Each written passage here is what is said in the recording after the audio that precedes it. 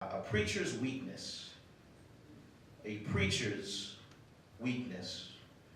I had long awaited for this moment. I had studied for this moment. I did all that was required of me to be able to realize this moment. It was the winter of 2003, and I had just earned my provisional driver's license. Yeah, which meant that I no longer had to have an adult with me in the car when I drove anywhere I was desiring to go. My parents surprised me, y'all, and bought me this car, but they did it in a sneaky and conniving kind of way. They purchased the car, bought the car, drove the car, put it into the garage, and then when I asked, why is that car in the garage, they told me that it belonged to somebody else and that they were keeping it for the next few weeks until their friend came back and picked up the car. I'll never forget that car. Never forget it. My first car was a 1994 Honda Accord. Two-door, tan, leather interior, 6-disc CD changer in the trunk, alloy wheels, and an aftermarket exhaust that you could hear from down the street. Yeah, in that same month though, there was a terrible snowstorm that ended up closing school early that day. Before going home, I decided to stop by a young lady's house that I was seeing before I concluded my day. The road had already been covered with snow, but the snow didn't stop me because I was focused on seeing my friend. I was informed about driving in the snow and how difficult it was to drive in snow, and I had not driven in snow before, so this was my first time in this kind of driving experience. Honestly, I really thought that everyone was over-exaggerating the caution, the care, and the energy that needed to be put into driving under snowy conditions. I was 18 years old at the time. I thought I was invincible. I thought the world was my oyster. I thought the world was my playground. I could do whatever I wanted to do. The snow continued to fall that afternoon, and the temperature was dropping like a home with a broken furnace. The disappearing street lines the street lines disappeared under millions of snowflakes, and icicles crystallizing on the tree branches, falling into the street below. This weather, I tell you, was a recipe for disaster. Fortunately, the state examination at the time was not testing common sense. Otherwise, they would have saw in advance that I did not have the qualities, characteristics, or attributes to maintain a vehicle in snowy conditions. I was almost to her house. I successfully navigated through the streets of her small town and finally made it to the street that she lived on. I thought I was completely out of the woods, so in expectation of reaching my destination, I rolled down my driver's side automatic window like a NASCAR driver on his victory lap. And in preparation for my finish line, I rolled up with the music blaring, and approaching the house, y'all, there was a tight turn that I had to go through. I had navigated this turn before. I had driven down this street before, but under these circumstances, this was a first for me. On this day, I took that turn at a speed that was not conducive to these weather conditions. The rubber stopped meeting the road, and I began to lose control of my vehicle. This is my baby, my car. The car I was driving in managed to get around oncoming traffic and began to spin uncontrollably until it smashed into a curb covered by snow. My car slammed into that curb like Ray Lewis into a running back coming through on a Sunday afternoon. No medical attention was needed, but my bell was officially rung. No airbag deployed, but the impact ruptured the right axle of my car, and it was like water. It was like a water balloon hitting the ground in the summertime. It just went all over the place. My preparation for this moment was futile. Clearly, there was a lack of understanding that driving a car under these conditions requires great caution and care that I was not willing to offer. My longing excitement for being in my first car, driving by myself, and going somewhere that I wanted to go was overshadowed by the reality of hours spent training, hours I spent preparing, at 6 hours that I spent with somebody I couldn't care less about, teaching me how to drive, and the advice that I received I had completely dismissed. I wonder if that's how Zechariah felt on the day when the lot fell on Abijah's priestly division for them to go into the temple for their 2 weeks required length of stay in the temple. That day was especially great for Zechariah because he was given the ministerial responsibility to burn incense in the holy place inside the temple. This was a once in a lifetime opportunity for any priest. The burning of this costly incense, also referred to as frankincense, was only to be administered by the priest.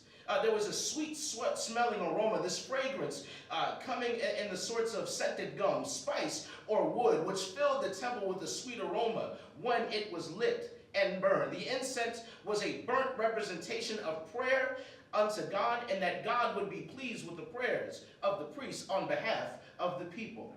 Zechariah and Elizabeth, both who are faithful, both who remain obedient, both who are consistent and steadfast along with God, in spite of no prophetic word being leaked from heaven for over 400 years. But they face a challenge here. The challenge for Zechariah and Elizabeth is that in all their years of marriage, in all their years of service to God and to each other, they cannot bear any children.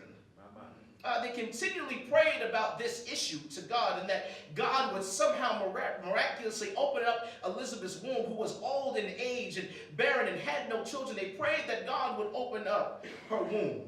Watch this. In my spiritual imagination, I can see Zechariah weathered by life, but filled with the unbridled excitement of going into the holy place, going in to receive this once-in-a-lifetime ministry opportunity. When Zechariah is inside the temple, the people are praying outside, waiting for him to come out. Inside the temple, the angel the text identifies as Gabriel pops up on the right side of the altar.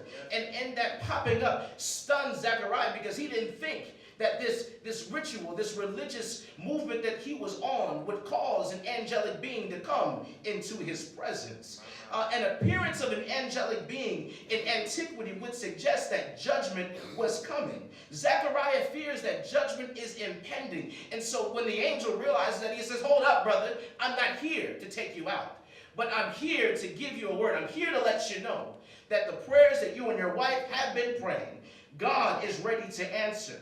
He quickly calms his fears and says, "Do not be afraid, Zacharias, for your prayer is heard, and your wife Elizabeth will bear you a son, and you shall call his name John." The angel continues this dialogue, this monologue with Zechariah. At this one, he continues to describe the likeness of this child, the pride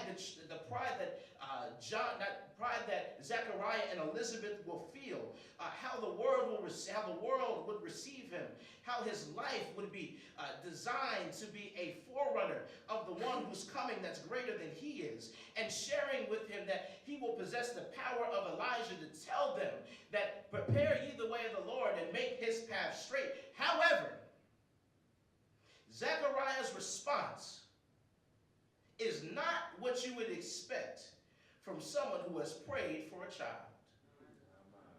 Zechariah's response is not something you would anticipate from someone who had been called by God.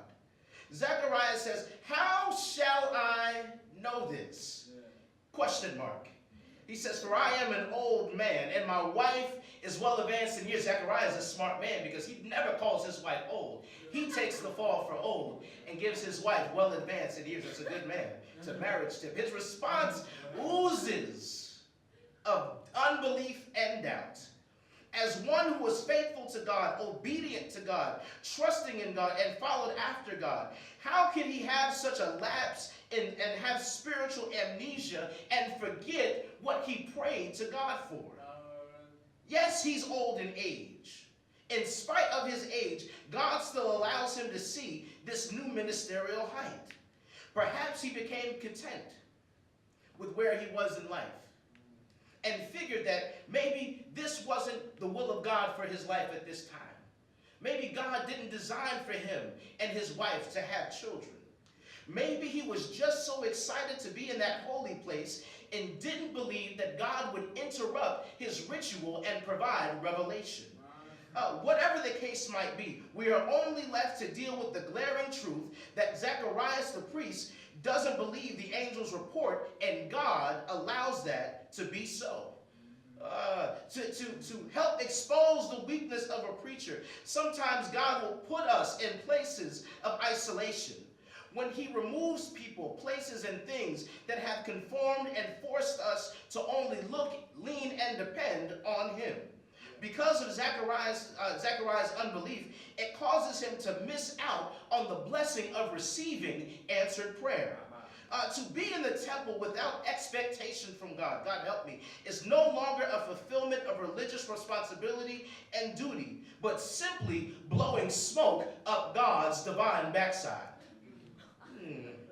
As a preacher, every time we experience a shaking of our faith, and we think God is not going to come through, that's smoke.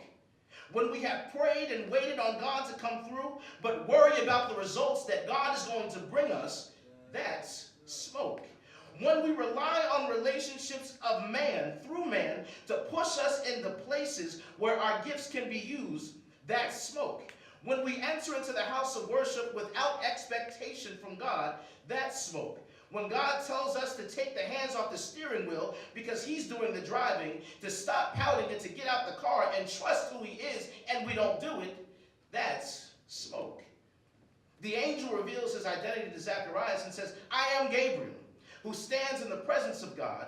God sent me here, man, to give you this message, to give you this good news, and to let you know that heaven is now ready to open up and give you what you've been asking for. All you want to do, this is Gabriel talking in my imagination, y'all. This is Gabriel talking. All you want to do, Zechariah, is stand here in the holy temple, burning this incense, blowing smoke up to God, and give me all these excuses as why I can't and God can't make this thing come to pass. If God allowed you to live this long and finally gave you the opportunity to experience ministry at a level that you had not experienced before, why would he forget about the prayer that you prayed in faith? Why would he deny you a child that would continue your lineage? You're missing the truth here, Zechariah, because God is bypassing blessing you with a priest because he's trying to give you a prophet instead. Life on this side of the altar can be tricky at times. When we think God has forgotten about us, he didn't answer because he didn't answer our prayers. We think God has forgotten about us because he didn't allow us to receive this. We think God has forgotten about us because we didn't get a chance to preach there, or have this mentor, or go to this place, or go to that place. There's places in ministry that God is trying to send us. There's places, there's revelation to be revealed that God wants to show us. There's ideas for kingdom building, and not just another program that God wants to download into your spirit, but you got to be able to realize who he is. I heard Zechariah tell me that that the silence was not because he had nothing to say, but it was because God made him shut up. God has a way of quieting us while he strengthens us. When unbelief manifests itself in the life of the preacher, there is a consequence, a can of worms that must be written, that must be dealt with. God tells Zechariah this was not a visitation of judgment, but I came to let you know that God is getting ready to break the rules to bless you. But here in verse 63, in the pericope, and we see Elizabeth gives birth to John. All the relatives are around on the 8th day. This was the day under Jewish law that the child would have to be circumcised, so the family's there. And while the relatives are there, they're there for the circumcision, and they ask the question, they say, what shall we name this child? Elizabeth, standing up, says, his name will be John. The people don't believe her. They say, oh man, this lady's crazy. Let's get a second opinion. They motion towards the priest, Zechariah. He's been quiet for 3 months and 7 days. This is the first day he gets an opportunity to at least write something down. I can imagine what their household was like too, because a husband quiet for 3 months and 7 days must be wonderful for Elizabeth. But as we continue to move forward, Zechariah signals for a writing tablet. And he says, his name will be John. Remember, God had restricted his vocal ability. He turns down the volume of his roar, and he denies the priest access to his vocal arsenal. What a challenging place for a preacher to find themselves up the river without a paddle and no voice to cry out for help. What a challenging place. What a preacher with no voice is like a police officer who joins the force under their own agenda. Justice will never be served. Back in verse 18, when Zechariah responded to the angelic being called Gabriel, his spirit was not sensitive enough to receive the good news that God wanted to share with him. But when he calls for the writing tablet, he writes down, so his name is John. I believe that God gives Zacharias his voice back at the appointed time, because now he has something to say. Now Zechariah has something to offer. Maybe that's why we meet here every January as the Academy of Preachers, because each year God is waiting and looking for preachers who show up weakened by the previous year in ministry, weakened by another year of preparation and preaching, weakened by the grind of leading both adults and youth who view discipleship as a part-time opportunity. We show up as young preachers seeking restoration. We show up seeking rejuvenation. We show up seeking encouragement, and we show up seeking inspiration. We meet at the appointed time because we know God is going to meet us here. We come, we fly, we drive, we go through any hoops we have to go to because we know God is going to meet us here with the word. What is the word for a preacher that's weakened? For the defeated preacher, fret not thyself for evildoers, for they shall soon be cut down. What is the word for the depressed preacher? Yea, though I walk through the valley of the shadow of death, I will fear no evil. What is the word we can share for the exhausted preacher? He maketh me to lie down in green pastures. He leadeth me beside the still waters. What is the word for the weakened preacher? His strength is made perfect in my weakness. What is the word with the confused preacher? His word is a lamp unto my feet and light unto my path. What is the word for the unbelieving preacher? I would have fainted unless I believed to see the goodness of the Lord in the land of the living. And if that is not the word you're looking for, tell them they took the word up a mountain on Friday, beat him all day Friday, humiliated him all day on Friday, whipped him, called him names, called him everything but a child of God. He is the ultimate preacher. He is the one that we look to. He is our affection. And so when you get weak and you get tired, remember that there is a high priest. There is a preacher we can look to when our heads are hung down low, and his name is Jesus. God bless you. Amen.